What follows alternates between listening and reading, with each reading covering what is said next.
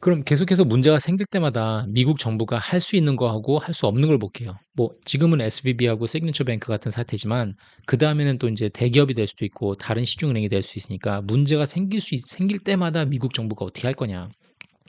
세 가지 초이스가 있죠. 항상 미국 정부에서는. 첫 번째는 구제 규명 안 해요.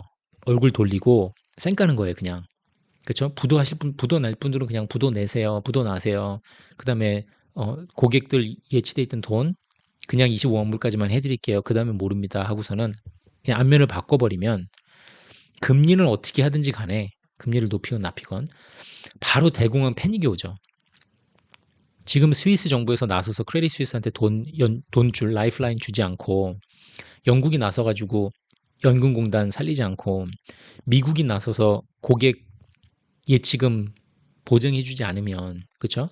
구제를 해주지 않고 그냥 망할 사람은 망하세요라고 두면은 이게 시나리오 A가 자본주의 사회에서 일어나야 될 일인데 정말 이대로 가면 대공황 패닉이 나겠죠. 이렇게 될 확률은 0%라고 봅니다. 그럼 B는 어때요? B는 미국 정부가 문제가 생길 때마다 또 다른 은행이 넘어가고 또 다른 기업이 넘어갔을 때 어떻게 할까요? 구제금융을 계속해서 하겠죠. 정부 적자 계속 내가면서 QE로 해서 뒷받침을 해줄 거고 만약에 지금 몇몇 분들이 생각하시는 것처럼 하향 조정 들어간다. 금리를 낮추기 시작한다. 이러면 제가 보기에는 독일의 1920년 겪었던 초인플레를 들어가는 그 첫 단계가 될 거예요. 제가 보기에는 파월 의장이 이걸 안 할 것 같아요. 이 확률 저는 낮다고 봐요, 되게. 왜냐면 인플레가 얼마나 무서운지를 알거든요. C 시나리오를 보면은 이게 지금 가장 most likely인데 90%가 제가 보기에는 C로 갈 것 같은데 문제가 생길 때마다 돈 풀고 다 막아주고 구제금융 해주고 정부 적자는 계속 늘어나면서 금리는 계속해서 높게 유지를 할 거예요. 그럼 인플레는 잡힐 듯 말 듯 될 겁니다. 언제는 잡히는 듯 싶다가 언제는 다시 올라갈 것 같고 계속해서 이 시나리오 C로 이 상반된 정책을 계속해서 펼칠 것 같아요. 왜냐하면 이거 말고는 사실 지금 방법이 없어요. 그 전문가분들 말씀하시는 거 보면 한국에서 특히나 연준 사람들이 굉장히 똑똑하다고 생각을 하고 막 대단한 뜻이 뒤에 숨어 있다고 생각을 하시는 분들이 많은데 그런 경우도 물론 있겠지만 이분들이 무슨 마술사가 아니에요. 여러분들이 보셨을 때 그 받는 직관적인 그 느낌 있죠. 아, 미국 진짜 큰일 났다. 그 느낌이 맞아요. 이 사람들 지금 이거 말고는 할 수 있는 게 없습니다. 방법이. 저를 지금 당장 연준 의장 시켜줘도 할 수 있는 게 없어요. 제가 아무리 이론을 다 이렇게 저렇게 알고 있다 해도 파월 의장이 하는 거랑 아마 똑같이 할 거예요. 그거 말고는 방법이 없거든요. 굳이 구명을 안 해주면은 그냥 대공황 패닉이 와버려요, 바로. 우린 지금 지난 15년 동안 그렇게 살았으니까. 정부에 의존해서 제로금리에 돈 찍기에 의존해서 살았으니까. 그거의 연장선이기 때문에. 그쵸? 그럼 즉, 언제까지 계속해서 상향 조정된 높은 금리를 유지할 거냐? 뭔가 확실히 부러질 때까지. 예, 확실히 부러질 때까지. 리먼 100배가 올 때까지. 구제금융에서 막아줘서 되는 수준이 아니라 확실히 부러지고 끝장이 날 때까지. 그래서 금리 올리는 거고요. 어딘가 부러지라고. 그러니까 패닉할 필요 없다는 거예요. 제가 보기에는. 지금 연준은 계속해서 고용 둔화를 기다리고 있죠. 서비스 인플레이션을 잡아야 된다는 거고. 이건 제 생각인데 제가 보기에는 저 고용 둔화를 기다리는 것 자체가 잘못된 지표거든요. 생계형 고용이 늘어나는 걸 줄이기가 어렵고 저거는 뭐 임금 상승 이런 것도 같이 본다고 하는데 저거를 제 생각에는 저게 고용이 줄어가지고 만약에 만들어지는 물건이나 프로바이드되는 서비스가 줄어들잖아요. 그럼 저거 오히려 가격 상승을 불러올 것 같아요. 공급이 줄어들기 때문에 차라리 사람들이 많이 일을 해서 물건을 더 만들거나 서비스가 더 많이 풍부해져서 가격을 끌어내리는 상황이 와야 되는데 저걸 계속 고용만 줄여가지고 공급을 줄이겠다. 그러니까 공급하고 지금 수요를 계속 가지고서는 이 밸런스를 맞추려고 하는데 되게 어렵단 말이에요, 저게. 쉽지 않죠. 그래서 저걸 고용만 줄였다 그래서 좋아할 건 아닌 것 같아요. 오히려 스태그플레이션으로 들어가는 첫 발걸음이 될 수도 있을 것 같아요. 그러면 저렇게 있는데 좋아요. 그래서 부러지라고 계속 올렸어요. 그래서 확실히 부러지라고 계속해서 올렸는데 그러면 올렸는데 난리가 났고 구제금융에서 어떻게 막아줘야 되나 우왕좌왕하고 있는 상황에서 인플레가 안 잡히면 어떡할 거냐. 그렇죠? 그게 진짜 스태그플레이션의 시작인 거죠. 인플레가 안 잡히는 상황이 오는 거예요. 불어는 졌는데 인플레가 그러면은 낮아져야 되는데 안 낮아지면 어떡할 거냐.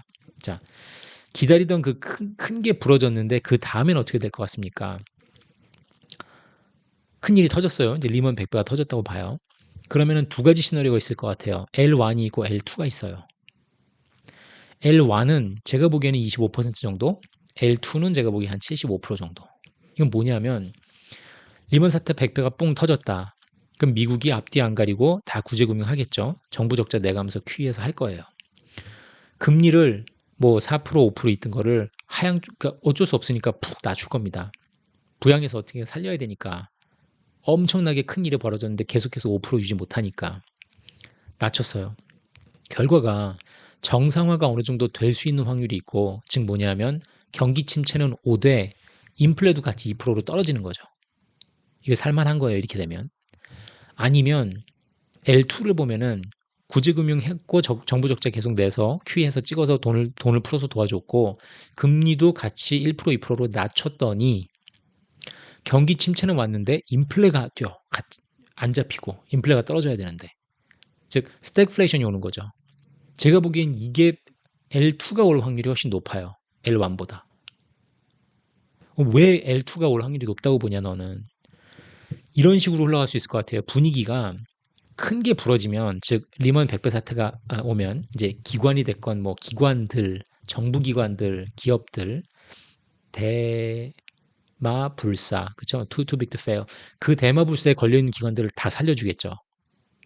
그렇죠? 그러면 거기다가 쏟아 넣는 돈들은 우선 당장 개인들이 쓰는 그 돈이 아니기 때문에 인플레를 처음에는 둔화를 시킬 거예요. 즉 쓰러지는 은행들 뭐 해가지고 실업률도 올라가고 개인 소비가 위축이 될 겁니다. 그러니까 코로나 지나고 나서 페드가 코로나 때 막 개인들 주머니에다 돈 갖다 찔러 넣어주면서 거기다 공급망 문제 생기면서 확 인플레이션 불이 살아난 거잖아요. 근데 이게 큰 게 부러지면은 개인한테 돈을 찔러주는 건 아니거든요. 기관이나 은행을 살리는 거기 때문에. 그러면 경기 침체가 확 오고 다들 큰일 났다, 우리 어떡하냐 하면서 개인 소비가 우선 위축이 되고 커머디티 가격이 떨어지겠죠. 자재값부터 시작해서 금속, 비금속, 뭐 유가도 떨어질 수 있고, 그렇죠? 그러면 인플레 둔화가 올 거예요, 처음엔. 제가 보기에.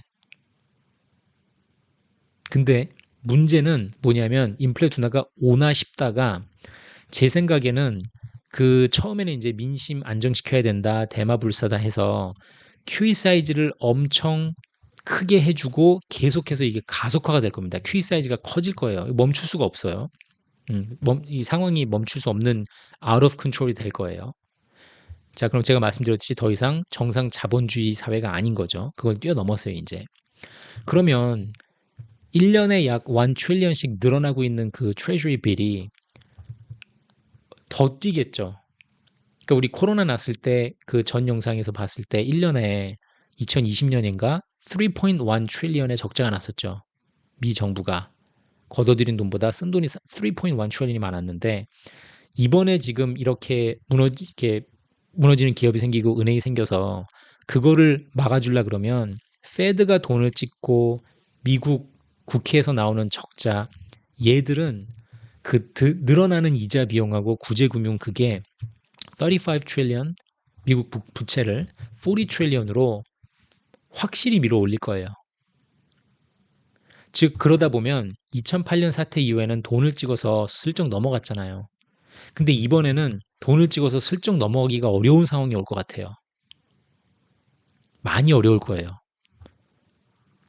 그때는 8 트릴리언 달러라는 게 있었고, 요걸 보시면 그때는 1억 5천 연봉에 제가 신용대출이 8천이었는데 지금은 2억 5천 연봉에 3억 2천이란 말이에요.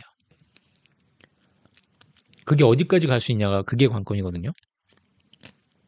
그러다 보면 이게 30 트릴리언, 40 트릴리언, 50 트릴리언으로 넘어가면서 어느 정도 안정은 되지만, 당장 민심 안정되고 대마불사에서 그냥 돌아는 가지만 결국은 이게 달러 패권을 흔들 것 같아요. 즉 이때 이제서야 달러 약세가 올 것 같아요. 제가 아까 여기서 계속 처음에 문제 몇 개 터질 때는 달러 인덱스 쉽게 안 떨어진다 그랬죠. 문제가 약하게 터지면은 고금리를 유지할 수 있으니까, 문제가 심하게 터지면은 금리를 확 떨어뜨리고 낮추지만 안전자산 선호 현상 때문에 달러로 몰릴 거다.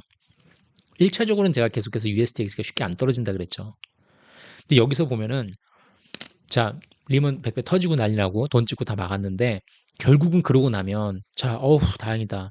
이제 또 2008년 리먼 사태 넘어가는 것처럼 넘어가자. 2023년 무슨 사태도 넘어가면 되겠지 했는데 문제는 뒤를 보니까 내가 여태까지 발행한 그 국채가 너무너무너무 많아진 거죠. 그럼 결국은 이 순간부터 달러가 서서히 약세가 올 거예요. 그럼 이 달러 약세가 오면서 플러스 더 많이 풀린, 더 미친 듯이 풀린 돈하고 합쳐지면서 이때 인플레이션이 다시 고개를 들 것 같아요.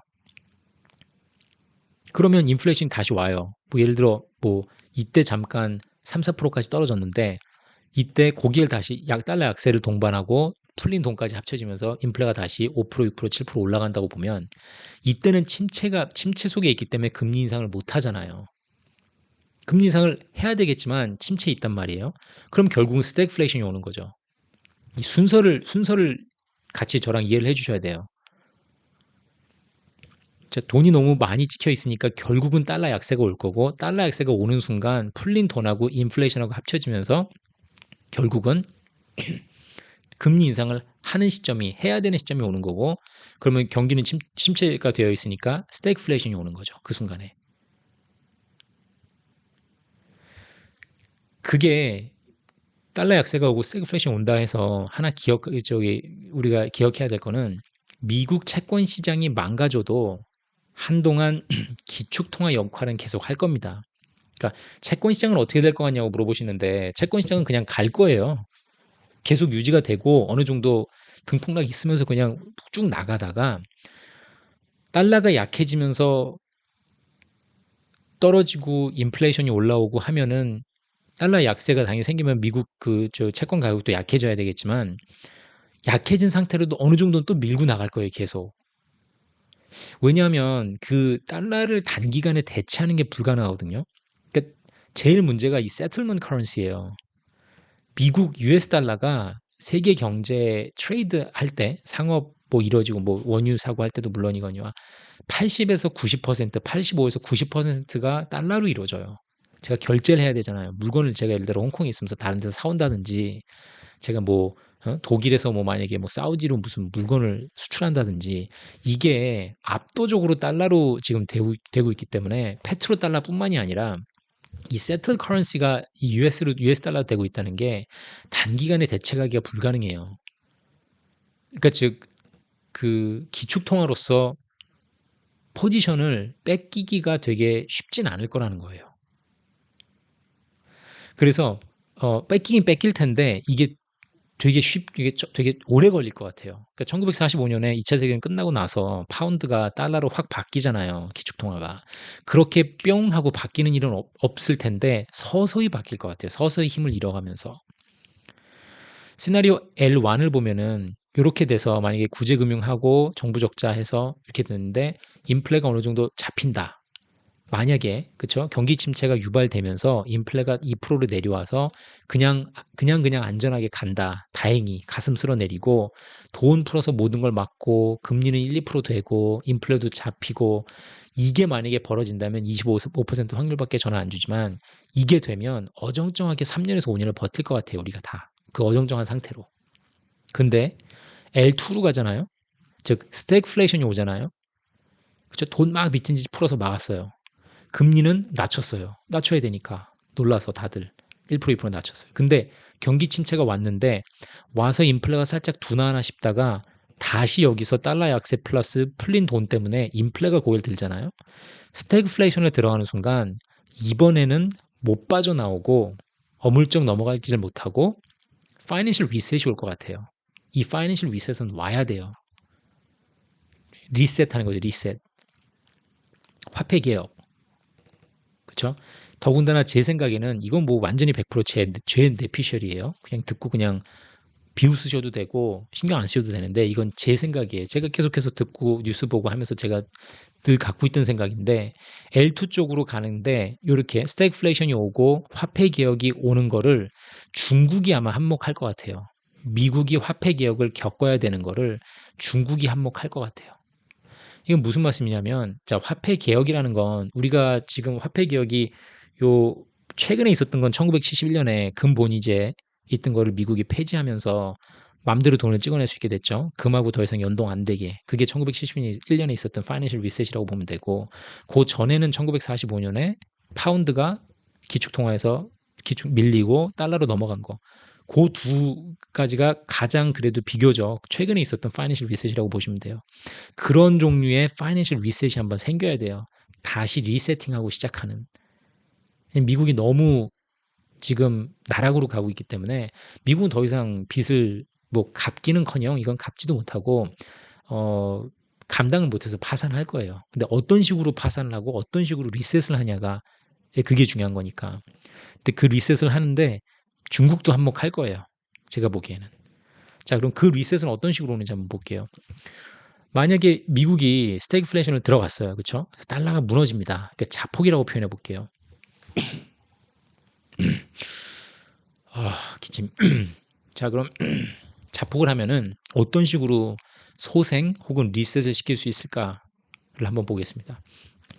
네 가지 방법이 있다고 보여요. 제가 보기에는 크게 네 가지. 즉 한마디로 제가 개인으로 봤을 때 신용 불량자가 된 거예요. 제가 신불자가 됐어요. 그렇죠? 예, 제가 대출이 4억, 신용 대출이 5억, 6억 가면서 감당이 안 돼서 이제는 못 갚겠습니다. 죄송합니다. 이자는커녕 원금은 당연히 못 갚고 이자 내기도 빠듯하기 때문에 이제는 제가 파산을 신청하고 신불자가 돼야 될 것 같습니다. 이게 지금 미국이 신불자가 되고 나서 어떻게 회생할 수 있는지 방법이에요, 이게. 제가 봤을 때는 크게 네 가지가 있어요, 이렇게. 미국이 결국 달러가 무너지고 스태그플레이션 들어가면서 달러의 약세가 왔을 때 그 이후에 어떻게 될 거냐. 이거는 뭐 앞으로 2년 후에 있을 수도 있고 5년 후에 있을 수도 있어요. 이건 언제 이렇게 벌어질지는 저도 모르죠. 그렇죠? 근데 지금 돌아가는 상황을 봐서는 꽤 빨리 올 수도 있을 것 같아요. 이건 막연하게 그냥 5년 뒤, 10년 뒤라고 저도 생각하고 살았는데 요즘 돌아가는 행태를 보면은 아무도 더 이상 이제는 부도에 대한 위험이 없어요. 웬만하면 다 정부가 막아줄 거거든요. 예, 그렇기 때문에 미국에서 쌓이는 그 부채율은 부채가 증가하는 속도는 상상을 초월할 겁니다. 동시에 이제 금리는 계속 높아져 있을 거고.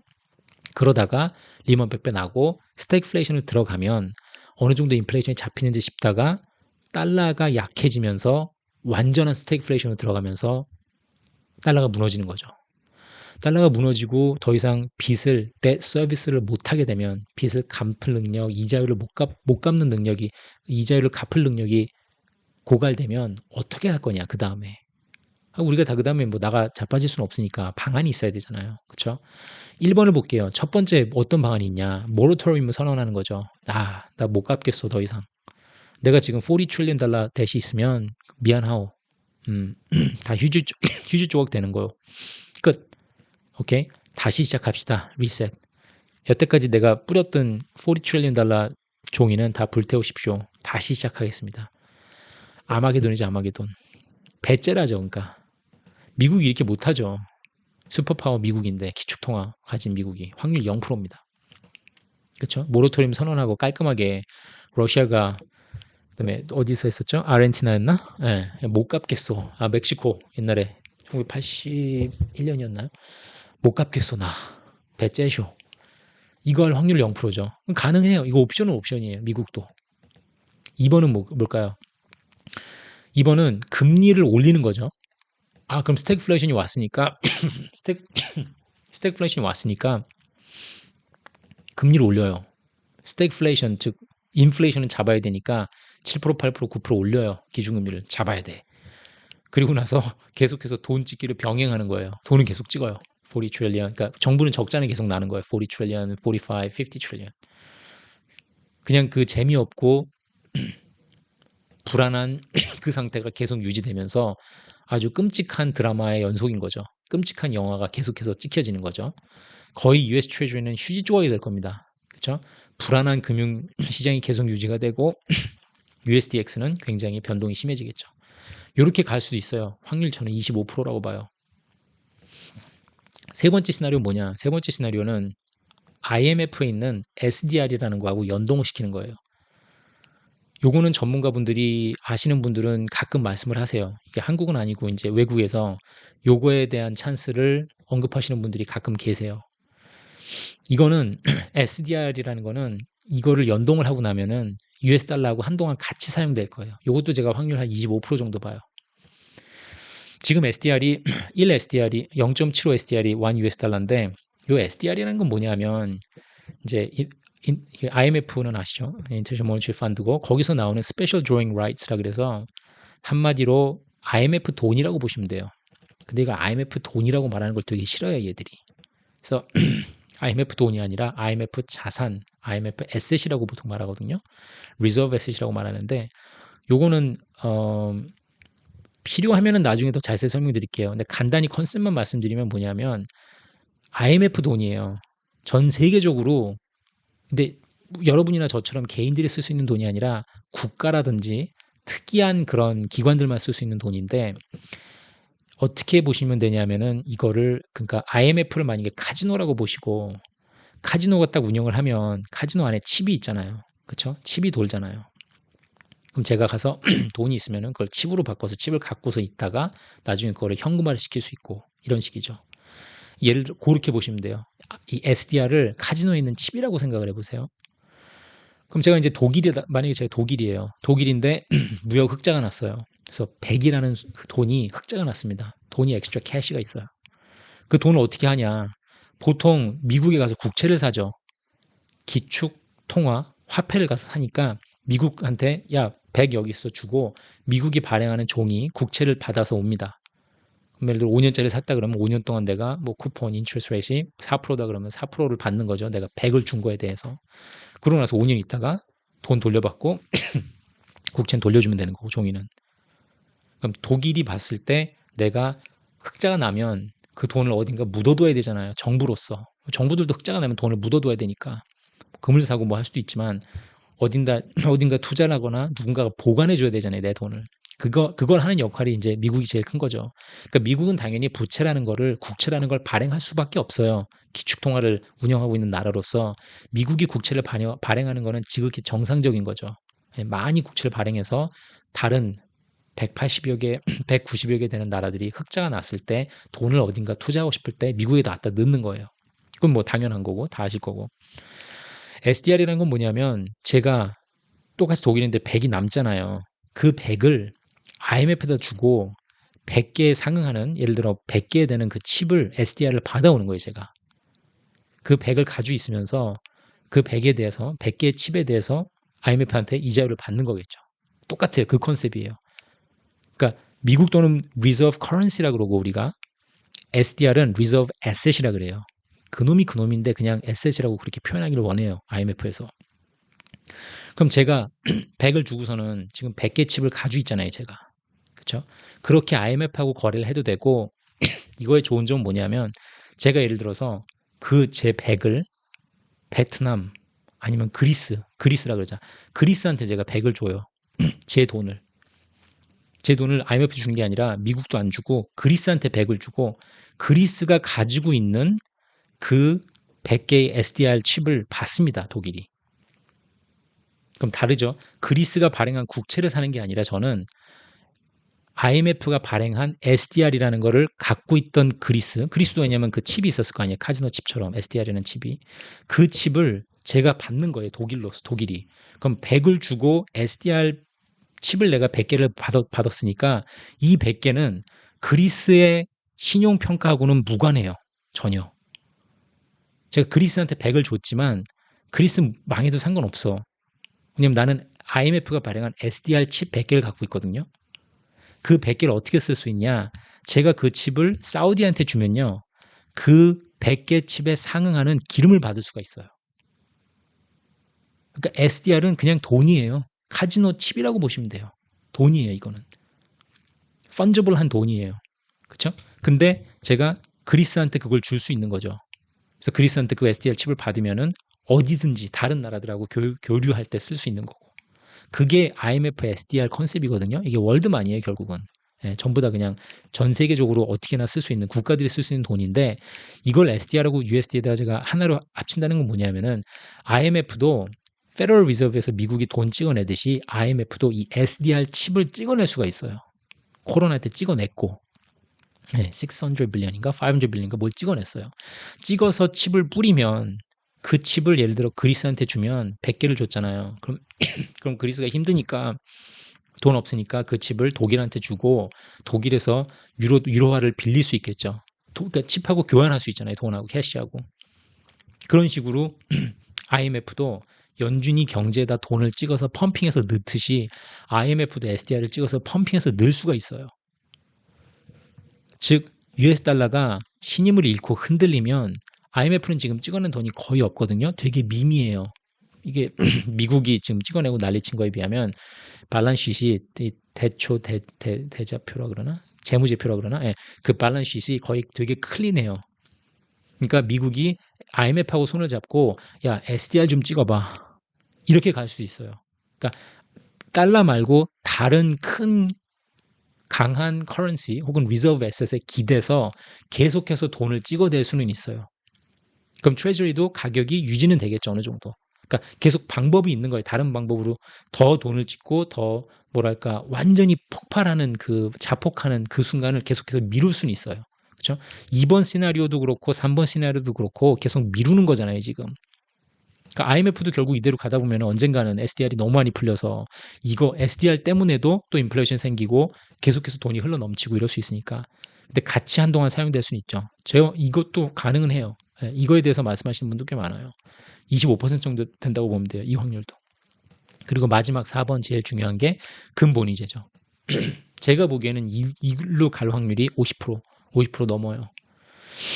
즉 1970년까지 1아운스당 35불 했던 그 근본이제 그겁니다. 그걸로 다시 돌아가야 돼요. 더 이상 그 무책임한 돈 찍어내는 걸 멈추기 위해서 다시 돌아가서 대중 전 세계적으로 국제사회에서 달러에 다시 믿음을 주려면 이 방법밖에 없어요. 이렇게 되면 모든 자산 가격이 다시 리프라이싱 들어갈 거고 금값은 폭등을 하겠죠. 그러나 굉장히 페인풀한 프로세스가 생기겠지만 이 리프라이싱이 어떻게 될지는 정말 좀 복잡할 거예요. 그렇죠? 근데 결국은 다시 US 트레저리가 안정을 찾고 어느 정도 정상화가 될 거예요. 이 근본이제로 우리가 돌아가면. 자, 2번에서 4번을 봤을 때 1번은 불가능하고 2번에서 4번을 봤을 때 요 사이에서 뭔가가 벌어질 거란 말이에요. 2번이냐 3번이냐 4번이냐요. 그러면 이 진짜 파이낸셜 리셋은 진짜 리세트 버튼을 누르는 거는 사실 4번이라고 봐야 돼요. 4번. 2번하고 3번은 결국 리셋을 해야 되는 날을 늦추는 것뿐이에요. 지연시키는 것밖에 안 돼요. 하지만 미국이 맨정신에 혼자서 스스로 4번을 택하기는 힘들 겁니다. 다시 근본이제로 돌아간다는 게. 이거는 혼자는 못할 것 같아요. 누군가 뒤에서 떠밀어줘야 되거든요. 왜냐하면 4번을 결국을 하긴 해야 되는데 이게 누가 떠밀어주냐. 이건 여기서부터는 진짜 제 뇌피셜입니다. 그러니까 여러분들도 이런 뇌피셜이 있으시면은 뭐 공유해 주셔도 되고 제가 지금 이 자리에 앉아서 오늘날 앉아서 생각해낼 수 있는 가장 가능성이 높은 앞으로 벌어질 일을 설명해봐라 그러면 제 생각은 이래요. 이렇게 될 것 같아요. 즉 중국이 미국을 4번으로 가는데 한몫할 것 같은데 무슨 말이냐면 지금 시 주석이 3연임해서 이제 시작했잖아요. 그렇죠? 그럼 앞으로 5년은 더 있는다고 보는데 이 시 주석이 해야 될 일 중에 하나의 최대 과제가 제가 보기에는 대만 합병이에요. 대만을 어떻게든지 먹어야 돼요, 지금 중국은. 그리고 지금 러시아가 우크라이나를 공격하는 걸 보면서 이런저런 테스트를 해보고 지금 계속 작전을 짤 거거든요. 이런 식으로 전 세계적으로 우크라이나를 도와주고 러시아가 열세에 몰리는구나. 계속 공부를 할 거란 말이에요. 그걸 보면서. 대만 합병하는 거는 왜 중요하냐면 너무너무 중요한 게 지금 미국이 완전히 중국을 고립시키고 반도체 기술의 모든 거를 다 끊으려고 하고 있잖아요. 지금 중국의 발전을 막아야지 지금 미국이 사니까. 그렇다 보면은 그 TSMC 지금 파운드리 기술은 사실 중동의 석유처럼 아시아의 석유만큼이나 중요한 거잖아요.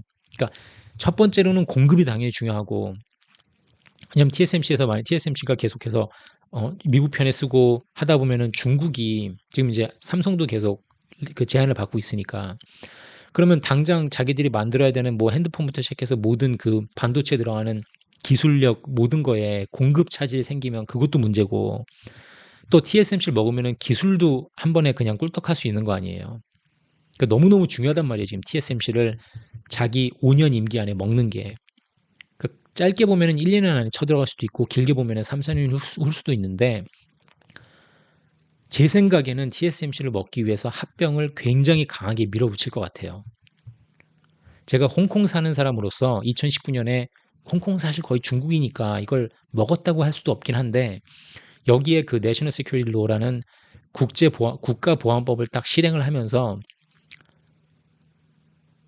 언론사 죽이고 언론사 닫고 웬만한 저널리즘 다 폐쇄하고 우리들이 쓰는 그 우선 여론 통제하고 하나하나 먹고 들어가는 것부터가 무섭게 빠르게 먹고 들어와요, 이거를.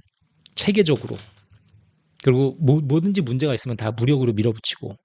그래서 19년도에 데모하던 홍콩에 있던 사람들 다 그때 붙잡혀간 애들만 불쌍한 거죠. 뭐 대학 애들 데모하고 난리치고 했었는데 뭐 미국은 그냥 도와준다십시고 뭐 어떻게 하다가 결국 손 쓸 건 없었으니까 못했으니까.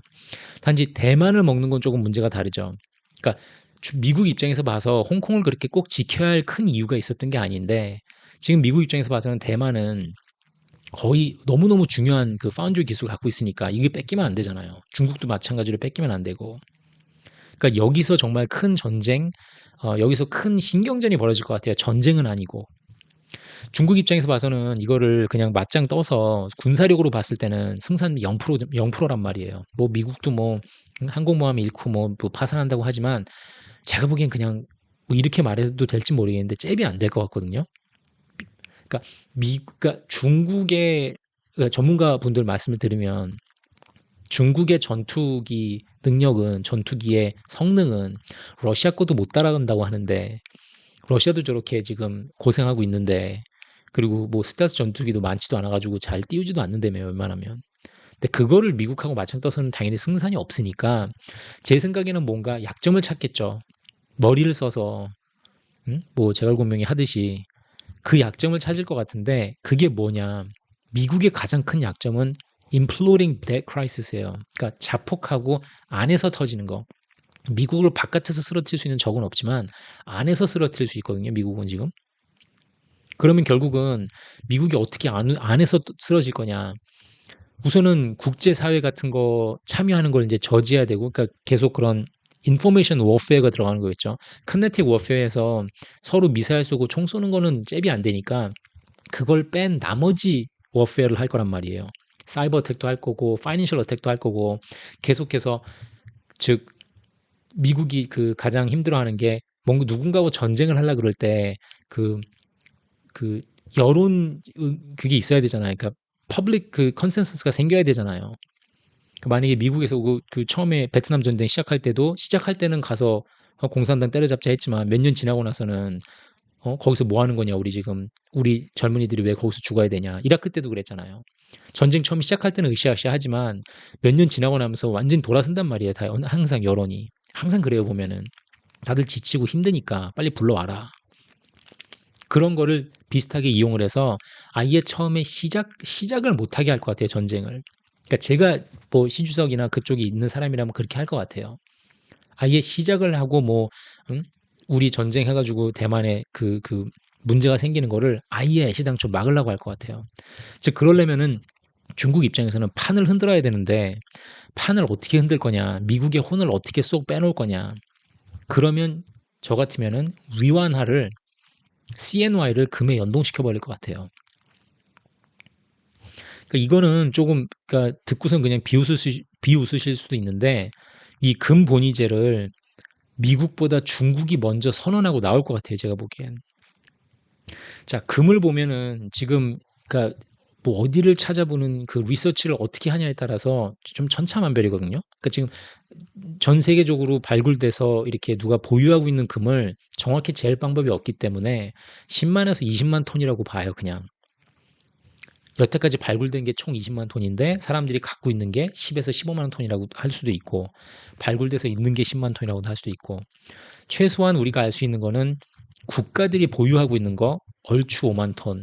하지만 중국 같은 나라들이 리포팅을 안 하기 때문에 중국은 5천이 있는지 만 톤이 있는지 15,000톤인지 몰라요. 아무도 몰라요. 그래서 우리가 디스커션 퍼포스로 만약에 10만 톤이 있다고 하면 정부들이 보유하고 있는 리저브 골드가 5만 톤, 그리고 나머지 5만 톤은 개인들이 갖고 있는 거. 골드바가 됐든 뭐 이빨에 박혀 있는 금이든 반도체에 들어가 있는 금이든 내 하고 있는 금목걸이든 그런 식으로 갖고 있는 게 5만 톤이라고 볼 수 있겠죠. 그러면 이게 중국이 자기 위안화를 금에 연동을 시켜서 겁나게 안정화된 커런시다. 우리는 미국은 그걸 못할 거다. 그러니까 지금 중국이 달러에 패깅을 하고 있는데 그거를 금에다 패깅을 다시 해버리는 게 한 가지 방법일 수 있을 것 같아요. 커런시 워페어. 제가 아까 그랬잖아요. 이 지금 세틀먼 커런시가 달러가 85에서 90%이기 때문에 절대 이 리저브 커런시 그러니까 기축 통화를 바꾸기 위해서 얘들이 이걸 하는 게 아니라 그러니까 중국이 나 이제 앞으로 미국을 누르고 내가 기축 통화할게 해서 이걸 하는 게 아니라 미국의 그 약해지고 있고 너무 많이 지금 찍혀 있어서 정신없는 그 부채율 올라가 있는 부채율이라든지 흔들리는 국채 시장을 더 망가뜨리고 달러를 더 약하게 하기 위해서 유안화를 강하게 금에 연동시켜 버리는 거죠. 안전자산을 만들어버린 거예요. 그러니까 위안화를. 미국보다 더 안전한 자산을. 미국 정신 흐트러 놓기예요. 그러니까. 이거 방법 되게 괜찮은 방법이고 저 같으면 이걸 할 것 같아요. 예, 왜냐면 미국이 지금 스스로 자폭하고 있는 길에 들어섰기 때문에 모든 거를 다 자본주의를 무시하고 계속해서 돈을 찍고 구제금융의 끝판왕을 보여주고 있는 상황이기 때문에 달러가 무너질 거란 말이에요. 그럼 가만히 있어도 무너지는 달러이기 때문에 거기다가 딱 대만에 들어가기 전에 밀고 들어가기 전에 이런 커런시 워를 화폐 전쟁을 한두 가지 정도를 좀 상상도 못했던 방법으로 뻥뻥 터뜨리고 나면은 그렇죠? 그러면 미국이 아마 정신을 못 차려서 대만을 보호하겠다고 나설 틈이 없을 것 같아요. 아니면 나서더라도 100% 포커스를 못 하거나.